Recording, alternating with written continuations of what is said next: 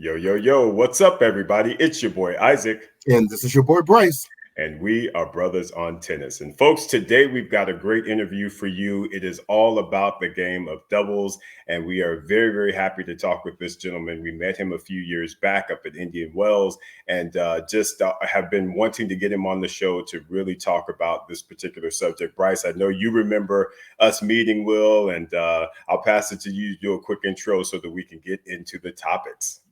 Yes, and I tell you what, it's one of the beautiful things about being on site at tournaments.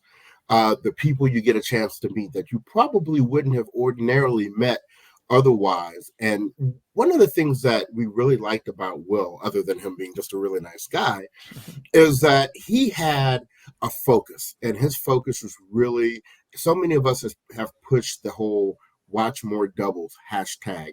It's always been a little interesting to me that doubles hasn't gotten more coverage lately, considering from a regular person's perspective, that's what most of us play these days, right? Not most of us are not out there grinding out best of 5 set singles matches anymore. So will introduce himself to us. He's going to talk about doubles, but he's also worked with some of the top doubles players in the world. So we're very interested in hearing what that experience has been like.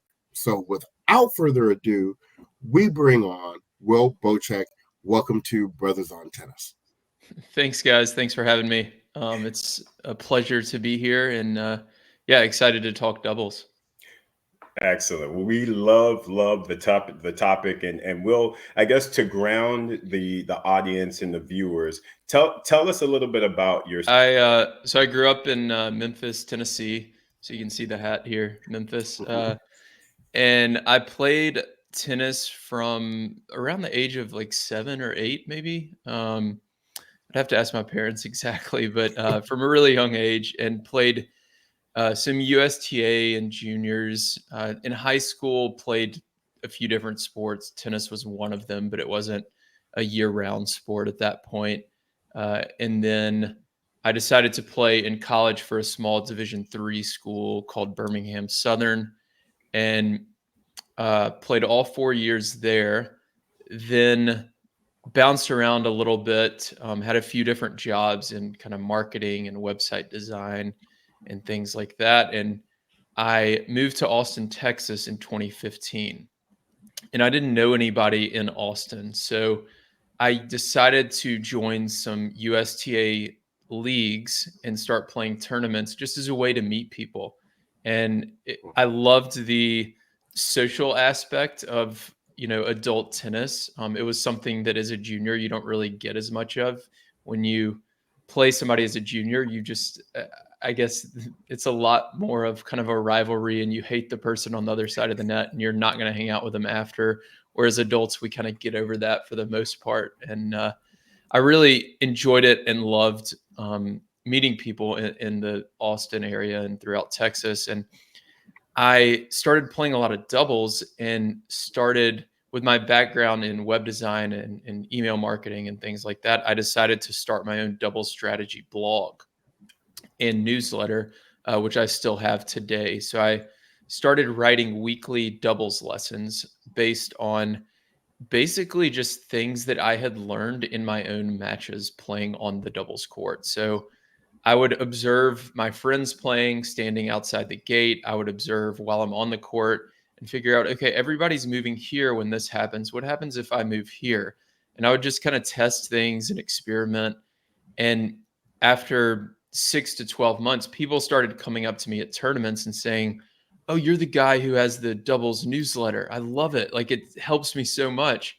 So then at that point, I realized I was kind of onto something. I was like, okay, maybe I'm good at this like doubles strategy thing.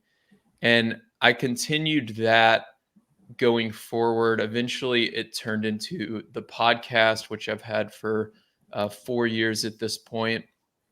Through the podcast, I started interviewing professional doubles players, doubles experts, tennis media, different people like that. And I even started diving into the analytics and the data of doubles as well, through a friend of mine named Warren Pretorius, as well as Craig O'Shaughnessy. I learned a lot from both of them, and kind of took what they were doing in singles and applied it to doubles. and then reached out to some of the pro players who I'd had on the podcast and said, hey, would this be helpful if I provided analytics for you? And over the last 4 years or so, I've been able to work with teams at the US Open, Australian Open, all 4 majors, the WTA finals, Indian Wells, a lot of the biggest tournaments in the world. And I continue to try to deliver the information that I learn with them down to kind of the club level player as well. So on my website, you can find lots of free strategy lessons for club level players too. So the doubles training is one aspect of it, and then the other side is the media side. So I'm also trying to make doubles more popular, and this kind of started at Indian Wells when I met y'all back in, I think, October 2021 maybe. And I noticed how packed the doubles courts were, and I would walk onto the court and I'd be like, why have I not heard of this team? I look them up. They're like they're top 10 in the world. And it's like, like, why is everybody loving being on the court here watching doubles? Yet I flip on ESPN and they don't even mention doubles. Like, not only do they not show it, but they don't even mention it. I'm like, there's a big disconnect here. And honestly, like, since then, I've been looking for a reason that makes sense to me why doubles should not be popular. And I just can't find one. Like, there's not a good reason for it. So from there, I created the Watch More Doubles shirts with the help of Gabby Dabrowski, who won the US Open last year, and a lot of other WTA players who have supported a bunch. The Watch More Doubles hashtag, which I mentioned already, has kind of taken off at least a little bit. And yeah, the podcast, the media coverage, all of that is in an effort to help make doubles more popular, because I think it has so much potential if it's marketed in the right way. And we can dive more into what that looks like a little bit later if y'all want to. But that's the kind of long form story of how I got to where I am today. No, and that's great. I loved hearing how that whole thing developed, and it immediately made me think of a question. So you go from watching, community players playing, and you're outside the fence, to you strategizing with some of the best players in the world. That very first time that you started working with a professional doubles player or tennis player, were there any nerves, kind of uncertainties there going into that? Yes. I think if in whatever work you do, I think if you're not nervous and don't have some kind of imposter syndrome, then you're probably not pushing yourself enough. So I think that was just kind of a part of the path that I had to take. I remember the first time I provided a scouting report for a team in the US Open. And I remember watching them, and I was on the couch. I wasn't even at the US Open. I wasn't in New York. I didn't meet with the players. It was all sent through the coach. And I'm sitting there watching it on TV, and I'm watching them serve to the spots that I told them to. And I'm watching them like use the formations that I told them to, and all this stuff. And I saw it working, and I was like, oh my gosh, like I think I am good at this. And then of course, later on in the tournament, they lose a match, and I like doubt myself. And it's literally 2 or 3 days later, I doubt myself. I'm like, oh, maybe I should have changed this, or maybe I should have done this. And to be fair, all of the coaches and players I've worked with have been super generous and very helpful with their feedback. They've never, done anything like, oh, your scouting report costed us the match or anything like that. So it's just one piece to the puzzle. I'm not a doubles coach. I'm more of a strategy analyst is the term that I use. They have their own coach, and they can kind of take the information I provide and decide, we're going to implement this part of what Will gave us, but we're not going to implement this part because we have a little more information than he does. And we feel like this is the right decision. So to go back to your question, yes, I absolutely had doubts. I had imposter syndrome. I was nervous, all of those things. But it was a ton of fun, and it still is today. Oh, that's great to hear, Will. I have I guess in my mind, anytime I think of doubles, at least of recent, of course, I think of the Bryan brothers. So I'm Mhm. curious to know, did you do any type of work or analytics for them? Because again, that's kind of on their back end, but I Mhm. believe they were still around. And so just curious if you worked with them at all or provided them with anything. No, I've not worked with them. So I started getting into this. I started on the WTA side, and that was in 2020. I Okay. think they retired in 2021. I think they announced maybe 2020 was going to be their last year. It was somewhere around there. I didn't get into the ATP side till late 2021. I think that at that point they were gone. So I did not work with them, but I would love to have them on my podcast and chat with them because they are obviously a super fun doubles team to watch and one of the greatest, I guess, of all time. Right. Now, well, and I think we're just going to kind of pick your brain for a while about a couple of different players. And I'm going to start with a real easy one for you because I think their doubles playing style was considered uh, an unorthodox style, but they were highly effective, and that is the Williams sisters. Hmm. What did you think about their playing style and why they were so successful? Yeah. So there's there's a debate um, that pops up on Twitter every now and then about singles players. If singles players focused on doubles, like would they dominate doubles as well? And um, I think it's a fair debate. Like it's a fair question because you can be really good at singles and you can be really good at doubles and you can also be really good at both. Like Coco Golf is really good at both. She's early on, she wasn't as good as at doubles, but she's played so much the past 4 years or so that she's really improved a lot at the net and with her doubles IQ. The Williams sisters were just amazing tennis players. So it doesn't matter if they're playing singles, doubles, or triples. They're gonna be really really good. So with doubles, serves and returns are number one, just like in singles, and both of them are excellent. Especially Serena's serve, obviously, and then both of their returns are excellent. One thing that Venus is able to do really well that people don't think about being an advantage on the doubles court is taking the ball on the rise and taking the ball early from the baseline. So Venus is able to really hug the baseline and redirect the ball well. Andre Rublev does this really well on the men's side, and he's actually had some pretty good doubles results when he does play. And what that does is it neutralizes the net player. So you can imagine if you're the net player and you see the opponent hitting from way back behind the baseline like Medvedev does, you've got plenty of time to react to that ball for a volley. But if they're hugging the baseline and they're hitting from inside the baseline and catching the ball on the rise, you don't have any time to go get it. So it kind of takes the net player out. And that's something Venus was really good at.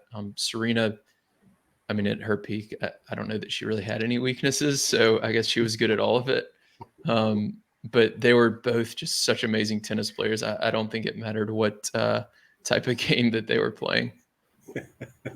That's a great response. Yeah, I think that we've always been of the opinion that on the doubles court, Venus was definitely the one that had more touch and feel. She's the Mhm. one that had better, crisper volleyers than Serena, but Serena, as in a whole, just everything was just good. So Yeah. yeah, when you put those two things together, it tends to work out pretty well. But I guess my There, question to you, Will, would be because I know we're going to jump around a lot. But since we're talking about singles players playing doubles, I'm interested in your thoughts around currently they're looking to kind of make some changes, whereas they're going to open up the draw a bit more for more singles players to play in the doubles draw. Thus, kind of, it's going to impact a good number of the lower level, if you will, doubles teams because they may not mhm. now make the draw. What's kind of your thought process and what are you hearing in the rumor mill as it relates to the thoughts both from a double side as well from the single side? Mhm. Yeah, good question. I want to throw out the stat before I get to that. back to Venus and Serena. So this is one of the most amazing stats in our sport, and not many people know it. They were 14-0 in Grand Slam doubles finals. That is unbelievable. We Like, knew can that. you? Yeah, y'all knew that, but a lot of people like. Can you imagine if like somebody went 14-0 in Grand Slam singles finals? Like how crazy people would talk about that stat, and that actually happened in doubles. It's incredible. Rafa Okay, could say that at Roland Garros. that's true. On the clay, Rafa can say it. So your question was about some of the changes and rumors on the doubles side. So they made some changes on the ATP side for Madrid a couple weeks ago. There was 5 big changes. They shortened the format, so the tournament was held only over 5 days. It was all during week 2, so it started Tuesday. It ran through Saturday. They shortened the shot clock or the serve clock. For rallies that were less than 4, it was 15 seconds. For rallies of 4 or more, it remained 25 seconds. They shortened the changeovers in the first set to, I think, like 30 seconds instead of 90, something like that. They allowed fan-free movement. So around the stadium, people could just move around during play. They switched or they allowed 16 spots for doubles teams entering via their singles ranking. So that's one of the things you're talking about. All of these changes, I'm really glad to see them experimenting. That's number one. I don't agree with all the changes, but I'm glad to see. I'd rather them do something than keep it the way it is, because the status quo is not working. I spoke with Matt Ebden on my podcast at Indian Wells, and he is on the ATP Player Council. He was one of the kind of leaders behind these changes, and he talked to me about a lot of these things. And I think a lot of them are positive. The fan-free movement, I think, is excellent. I want to see that in all tennis. I want to see it in singles too. And they can have maybe behind the baseline for the first 10 rows have to be still or something like that. But I think singles is going to be very slow to make the changes like this. So doubles can take advantage of that and just go ahead and do it. So I love the fan-free movement. The shortened changeovers, I think, is fine. I don't think it's going to make a huge difference to the match. I've talked to a lot of doubles players who say, we don't need a full changeover, especially in the first set. It's just not as taxing, cardio-wise as singles is. So just a quick drink is totally fine for that. The shortened serve clock, I think, is kind of dumb, to be honest with you. I don't think it makes a difference. I don't think people want to see less time between points. I'd rather just get rid of lets. But anyways, that was one change. And then the singles players entering, or the doubles teams entering via their singles ranking. So they allocated 16 spots. I think I counted 9 teams. So only 9 teams actually entered via their singles ranking. So 16 seemed to be too many. Of those 9 teams, only 1 made it past the second round. Now that 1 ended up winning the tournament, Korda and Thompson. Right. And Thompson, another debate is like, how do you call someone a singles player versus a doubles player? Thompson, we'd have to go back and look. He probably has better doubles results than singles results. So I'd like to claim him as a doubles player personally, but he plays more singles tournaments. So I think 16 was too many. It's going to be tough for some of those lower ranked players, especially at these 1,000 level events. Those lower ranked doubles players are going to get pushed out if they continue to do this and allow more singles players to enter the draw. But we have to decide, do we want, what's our goal, right? Do we want to grow doubles over the long term? Then we're going to have to make some sacrifices right now. And that might mean the 55th ranked doubles player in the world doesn't get into the Masters 1000s right now. And is there some way we can help him out in another way? I don't know. And hopefully these are conversations that Matt and the ATP Player Council and are having, and then the WTA maybe follows suit as they often do. The WTA hasn't announced any changes for doubles, and they didn't do the same experiment in Madrid. That was just on the men's side. So those are kind of some of my thoughts on some of that. I'm interested. Do you have particular ideas that you think would be fairly effective? Yeah. So I've talked. So on my podcast, I've probably had, I don't know, 50 players on, 20 plus coaches, like 10 to 20 people in the media. I've talked with Pam Shriver about it, Gigi Fernandez, um, Danielle Collins, Rajiv Ram, like so many players who and media personalities and coaches who know the sport inside and out.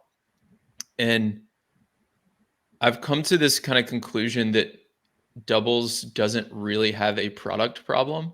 And a lot of the changes they made in Madrid were to the product. So shortening the changeovers is changing the product. Um, the one that isn't necessarily changing the product is free fan movement. That actually helps with marketing because it gets more people in the door faster. People don't get bored. So one analogy I've used in the past is last year at the U.S. Open, I brought a few friends who had never been to a tennis event before. They had never watched pro tennis live. So they come to New York, and if I take them to Ash or to Louis Armstrong, and we get there at love all in the second set, and we have to sit there for 10 or 15 minutes and wait for the changeover. And they're like, what's going on? Like, why won't they let us in? We paid for our tickets. Like, you have to kind of put yourself in the perspective of someone who's new to the sport. And then if like, let's say they did the fan free movement for doubles and they did it on court 17. And I took that friend over to court 17 and he was allowed to go in and out whenever he wants to go get a beer. And maybe they're playing music in between points or in between the games. And it's a much more lively atmosphere. Like that new tennis fan is going to come back to the US Open and they're going to say, I don't really want to watch the singles. I want to go watch the doubles because it's a lot more fun. So if they're totally new to the sport, they don't know who the stars are, they don't care. Like that's going to be a more fun atmosphere. So I think that's one of the things that doubles can kind of take advantage of. But overall, I think doubles has a much more of a marketing problem than it does a product problem. And I think that Indian Wells is a great example of that. I went to Miami this year. The doubles courts were often packed, a lot more than the singles courts at times. And I think that if we can market the doubles players and tell their stories in the right way and let people know that, hey, your ticket also gets you access to the doubles tournament, and then do more fan engagement. Maybe doubles players have more kind of on the ground stuff with fans where they can play ping pong with a doubles player or have it play on the practice court or whatever it is. Uh, I think all of those things will help. But if you look at the marketing that the tours have done for doubles, it's basically none. I don't, from what I understand, they don't even have a marketing budget for doubles. If you go to where I live in Fort Worth, the WTA finals was here in 2022. If you walked around the stadium and looked at the brochures and stuff, that it would show that all the singles players and you didn't see the doubles players. One thing I want to do that I haven't done yet, maybe y'all can do this if you have a chance before me, is during a Saturday or Sunday of the US Open, for example, ask people walking in and say, are you here to watch the singles or doubles? And I bet a lot of people will say, wait, there's doubles too. They won't even know that it's happening. It's Mhm. not on the ticket. Like they don't market it. So like how is the sport supposed to grow if it's not given a fair chance at the marketing? And I really think it starts there. And that's not something that's going to be fixed in a year or 2 years or even like 5 years. We'll be able to start to see some momentum, but you have to think like over the course of 10, 15, 20 years, like where can doubles be? And I think the answer is it can be close to, if not right there with singles, whether it's the same tour or an independent tour. Will, I've got an observation and I guess a question as well, Mm-hmm. because I think back again, I always kind of go back to that point of when the Bryan brothers were kind of at their peak and what have you. It seemed as though at that point there was tons of marketing. They would actually even show the Bryan brothers playing matches during the tournament. They would play their finals. Do you think it's because they were Americans or because they were the greatest doubles team of all? And I guess my second part to that is, since they've retired, that's when I noticed the decline, if you will, of the communication and or marketing of doubles. It seems like tennis channels stopped talking about it. All of the outlets just stopped talking about doubles because they didn't have that team, if you will, that was the you know what I'm saying. So The Yeah, face the of it. face yeah, of the the face of doubles. it. Yeah. So what are your thoughts on that? Yeah, you're right. I think that is one obstacle that doubles faces. One, the Bryans, they were a U.S. team, which helps. They were both from the same country, which helps. So you've seen like Cabal and Farah always drew a huge crowd of Colombians. Um, then they both had personalities that were just very marketable. They were always like doing the chest bumps and like getting the crowd going. Mhm. And then the other thing is, I had Ben Rothenberg on my podcast back in December, and we talked a lot about this. And he's covered the tour probably more than anybody in the world over the last 10 or 15 years. And one thing that he said is that the Bryans were always willing to interact with the media and fans. Mhm. And that is true of some, but not all doubles players today. And that's something that the doubles players do need to kind of take ownership of themselves and realize, if we're going to get more than this like 10 to 12% of prize money that the singles players get, if we're going to make doubles more popular, then we have to kind of take ownership of it some ourselves. And Ben told me he was even turned down by some doubles players for interview requests, which is like, if Ben Rothenberg gives you an interview request as a doubles player, like you got to take that. Like it's, Mhm. um, so I think that is another piece of it where the doubles players need to, and not all of them are bad about it. A lot of them are great, but um, they need to kind of take it into their own hands, market themselves on social media, and really engage with the fans and the media as much as possible. And the Bryans just checked all of those boxes, and they were the best team ever. So there's that too. That So helps.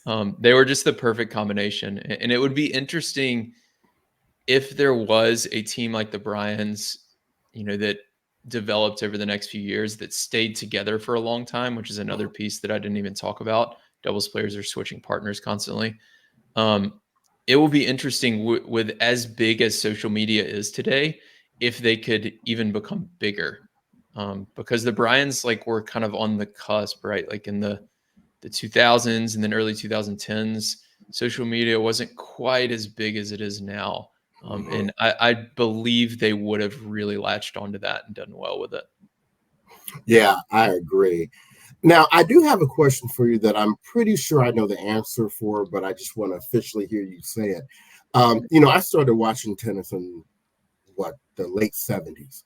And so for me, doubles teams, you would see the top players playing doubles a lot. I mean, you had your Martina Navratilovas and your John McEnroes, and I mean, they were as visible in doubles finals as they were in singles finals.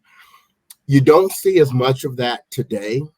And like I said, I think I know the answer, but I'm curious as to why you think more of the top players don't play doubles today.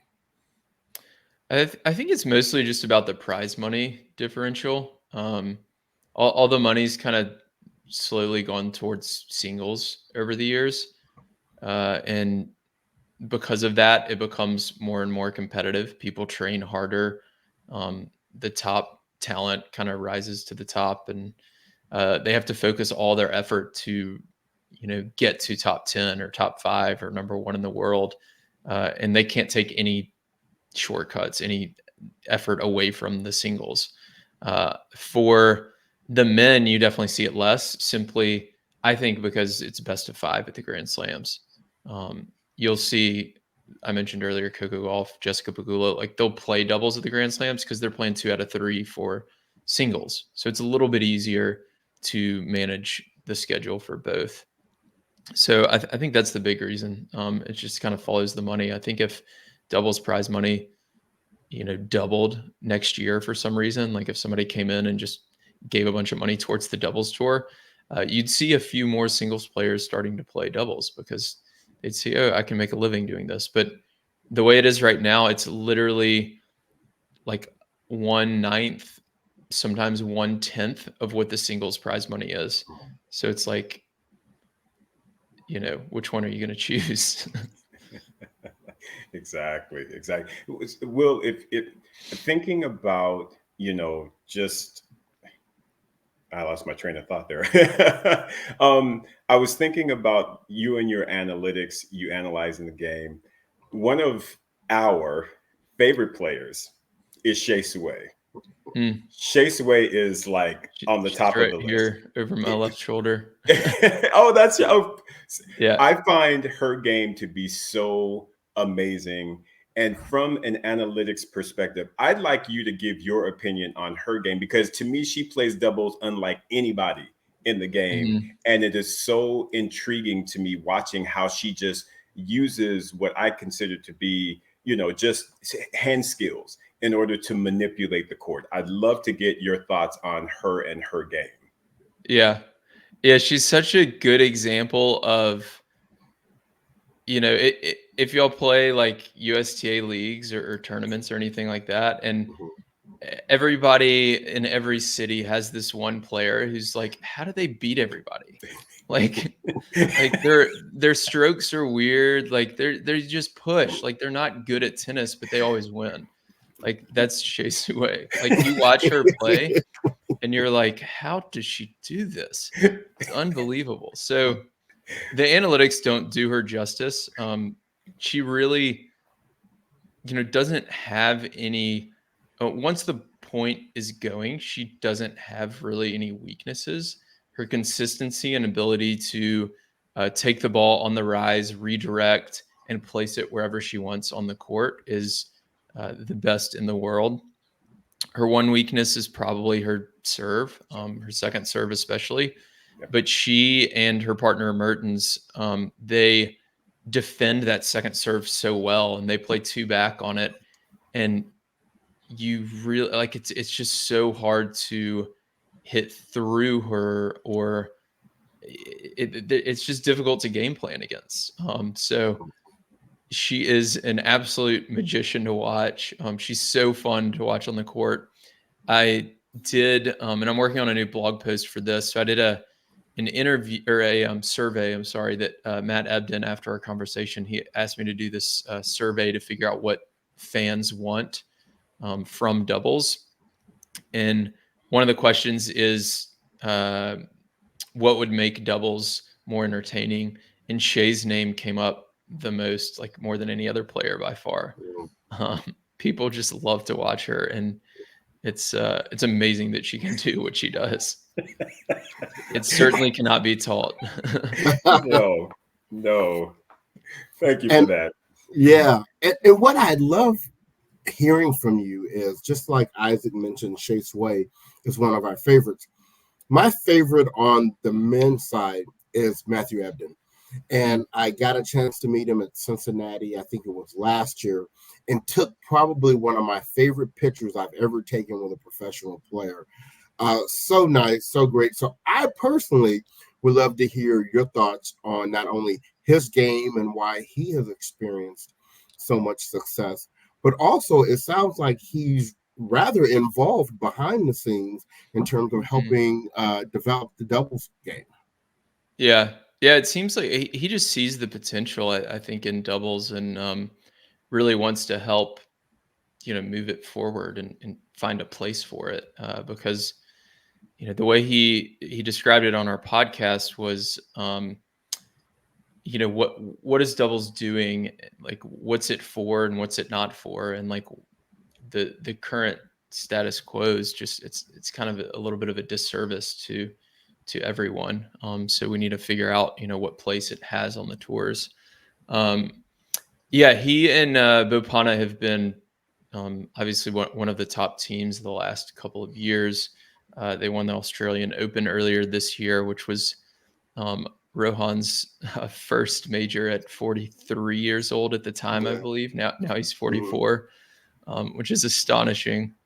Uh, and they, I haven't done any analytics on their games before, actually.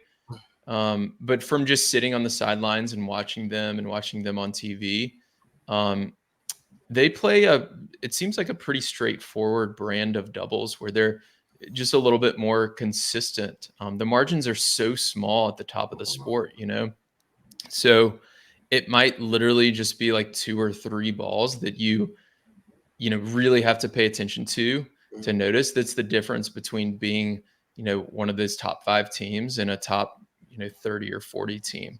And it's at this point, having analyzed enough matches, I can kind of pick them out when I'm sitting on the sidelines and watching, and I'll see a ball. And I'll be like, "Ooh, that shot! Like that shot is the difference between number 20 and number 5 or number 1, because the number 20 player does something different with that shot, and they miss it, or they set up the opponents for an easy ball. But that guy hit that shot in that way. So it's hard to say specifically, but they seem like a really straightforward, solid doubles team all around. And when you don't have weaknesses, then you're able to get to number 1 in the world. That tends to help. That is for sure. Yeah. And so, Will, I wanted to kind of go back to one of the questions that we sort of touched upon, and that's really about the changing, if you will, or the Ferris wheel, if you will, or whatever, of Mhm. doubles teams as far as them changing up their partnerships. I Yeah. think that we even commented that this last tournament, we were looking at a lot of the teams, and you had, actually, I think it's Rome. You had Coco Golf, you had Taylor Townsend, you had Asia Mhm. Muhammad, you had all these people in the game, yet they were playing all with different partners. Mhm. And when we're talking about marketing the sport, how do you feel that that is maybe hindering and or helping, I'll ask it that way, the Yeah. sport as a whole, seeing all of this kind of a lot of different teams each and every week? Yeah. Yeah, I think that it hurts more than it helps. I feel like if you did have the same teams together, then people could build kind of, as they did for the Bryans, build kind of fan bases. These teams could build fan bases. The Czechs were a good example of that. Krejcikova and Siniakova, they split last year, but they played together for forever, and won 7 Grand Slam titles. And they developed kind of a small cult following. I'd imagine most of them Mhm. in Europe, but a lot of people in the U.S. loved watching them too. Um, so I do think it hurts a little more than it helps, but I think there's ways around it. I mean, you just market the product a little bit more, market the individual doubles players and skills a little bit more. Like you mentioned Taylor Townsend. I mean, she's so fun to watch. Her like craftiness and the angles she's able to create is amazing. So like you can market that, even though she's a doubles player, you can market that individually, and whoever she's playing with, people are still going to come watch Taylor Townsend. It Mhm. doesn't matter. Um, the WTA finals and ATP finals kind of help with this because you create ranking points as a team that go towards your qualification for the year-end finals. Um, they might stick together if maybe they created a bigger purse for the finals, but that would be, that would require obviously money and a lot of changes to the tour. But I think overall it hurts a little bit more than it helps. But I don't think it's something that can't be overcome. Um, but I'm curious, like, so I have a question for y'all. Is that okay? Is that allowed? That That is is allowed. allowed. So y'all have been to, from what I can tell, a lot of these taste of tennis events that are like the pre-tournament food and drinks and player party kind of thing.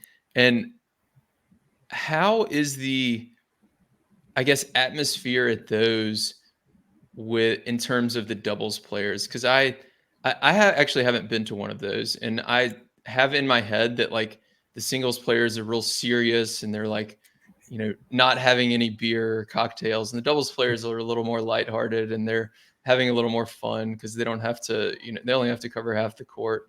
What's y'all's take on or your experience at those events? Well, I mean, honestly, what we've seen is it's really actually been very, very consistent, if you will, across the board. Because the Mhm. players that we've had a chance to talk to and we see at the event, they're there trying to have a good time. So it's like they're eating the food and they're enjoying themselves. And that I don't know that in particular have seen a difference between how the doubles players versus the singles players are, because we had Pavic and Aravello. We talked with them, saw them. They were getting their boogie on, and they were doing some. Yeah, it's so. I guess for me, I didn't necessarily see any type of a like, and the singles players, like I said, they're not serious. They're pretty chill. They're in that environment. They actually are very relaxed, and you get a chance to kind of interact with them and chat with them. So I feel like it's definitely a balance there. But I'll pass it to you, Bryce, for your opinions. I pretty much agree. I would say the one difference I see between the two at that event is that the singles players usually either have more commitments, like they may either be contractually obligated to certain things for the night, or they're just more recognizable by the other guests, so they get approached more. So they have to handle that a little more than the doubles players. The doubles players are able to kind of just enjoy the event because Yeah, unless they're one of the really top men or women, I don't think they're recognized as hmm much, So, but that's a good point. That makes sense. Yeah, when I was the Indian Wells I talked about earlier in 2022, I think when I launched the Watch More Doubles shirts, um, Bruno Suarez was there. He had lost earlier in the day with Jamie Murray, and he was up at the in the middle of the tennis garden between Stadium 1 and 2, in line to order a beer. And just like with the fans, and like nobody recognized him. I saw him and went and got a picture with him and said hello. And he has 3 Grand Slam titles. So I was sitting there talking with a friend, and I was like, "Can you imagine if like Stan Wawrinka was there? Like he has 3 Grand Slam titles, like pretty similar comparison. Like he can't just come in here and get in line with everyone and have a beer. Like it just can't happen." Um, and I don't know. That's like kind of a long-term vision for me. Like in 40 years, I want the equivalent of Bruno Suarez to get swarmed as much as Stan Wawrinka would in that situation. I want doubles to get to that level of popularity. I think it's what you said earlier. It comes back to a marketing Yep. Hmm. type thing because I've thought they should have been able to leverage like some of the people you've mentioned already, like Taylor Townsend and Shea Sway, and the ones that are a little more popular, and some tour marketing type of campaigns targeted to doubles, and maybe there are even special incentives that can be provided in the doubles draws. It's definitely I really agree with the fact that you were saying earlier. You're just happy that they are trying some things now. It may take a while before we find the real sweet spot, but at least some attention is being given there. Yeah. Yeah, I totally agree. I mean, it's kind of a chicken or the egg problem. It's an analogy that I've used a lot, and Ben Rothenberg used it on my podcast as well. And it's like right now the tours, look at singles and they look at doubles and they're like, okay, the thing that's selling the tickets is the singles. So like, Why are we going to invest in this other thing, part of our business that's not producing results? And it's like, well, it's not producing results because you're not investing in it. So, like, do you want to wait for the doubles players to become stars and then you'll invest in it? Or do you want to, invest some marketing dollars into them and help them become stars, and then they'll produce the results as well? So, it can go both ways, like which one comes first. And my message for the doubles players, and then kind of what I'm doing as well, is to just not wait around for the tours to pull the trigger, because there's just no guarantees. So I think these players do need to be engaging with fans as much as possible, and getting on social media as much as possible, and telling their stories. And that's why I'm doing my podcast and doing my best to help promote it as well, because I don't think that relying on the tours is necessarily a good strategy. Absolutely agree with that.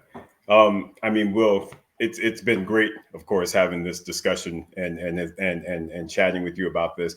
Any other things as far as that you're working on, efforts, projects, things that you would want to mention, just for the listener that's not aware of Will Boucek? Yeah. Yeah. Yeah. So they can find everything that I do on my website. It's thetennistribe.com.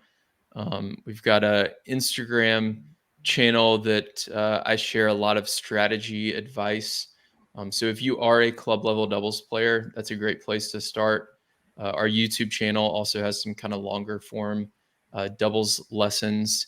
And then I've got some products on my site as well, some different courses and ebooks and things like that. So we talked mostly about the tour today, but what I spend a lot of time on as well is actually creating training products for club level players, and that kind of in turn helps fund the media side, because I don't make any money when I publish an article on a Roland Garros doubles preview. It takes my time, but it doesn't make any money. So that combination kind of works well. But yeah, it's all on my website, also on Twitter, and yeah, that's it. Thanks for having me. This was a ton of fun. I hope we can do it again. Oh, absolutely. And we'll include those links when we post this interview for our followers for sure. So, but once again, thank you, Will. We will definitely do this again. Hopefully, we'll see you out on the road as we typically do. But everyone, this has been Will Boucek, our friend, our Watch More Doubles guy. So please follow that hashtag if you're not already. And on behalf of the podcast, this has been your boy Bryce. And this is your boy Isaac. And we are Brothers on Tennis. Everyone, be well.